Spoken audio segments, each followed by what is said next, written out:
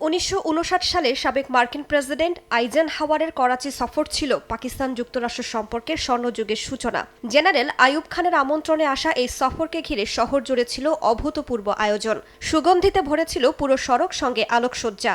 সফরের পরপরই সামরিক ও অর্থনৈতিক সহায়তা বাড়িয়ে দেয় ওয়াশিংটন, ফলে পাকিস্তান হয়ে ওঠে যুক্তরাষ্ট্রের সবচেয়ে ঘনিষ্ঠ মিত্রদের একটি।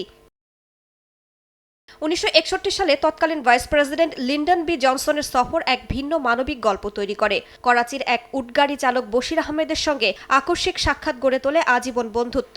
এই সফর শুধু কূটনৈতিক নয়, দুই দেশের মানুষের মধ্যকার সম্পর্কের প্রতীক হিসেবেও জায়গা করে নেয় ইতিহাসে। 1969 সালে চীনের সঙ্গে যোগাযোগ স্থাপনে গোপন কূটনৈতিক মিশনের জন্য পাকিস্তানকে বেছে নেন রিচার্ড নিক্সন। জেনারেল ইয়াহিয়া খানের মাধ্যমে সেই বার্তা পৌঁছায় বেইজিংয়ে।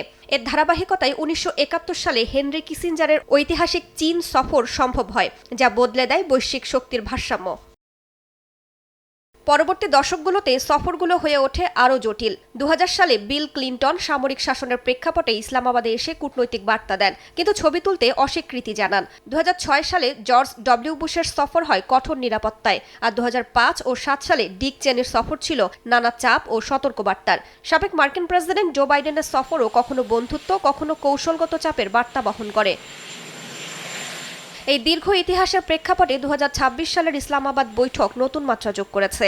ইরান ও যুক্তরাষ্ট্রকে এক টেবিলে বসানোর চেষ্টা শুধু আঞ্চলিক নয়, বৈশ্বিক রাজনীতির মোড় ঘুরিয়ে দিতে পারে। বিশ্লেষকরা বলছেন, যখনই ওয়াশিংটন পাকিস্তানে এসেছে, তখনই বড় কোনো কৌশলগত পরিবর্তনের সূচনা হয়েছে। এবারও তার ব্যতিক্রম হওয়ার সম্ভাবনা কম বলেই মনে করছেন তারা। রাইসা জান্নাত, সময় সংবাদ।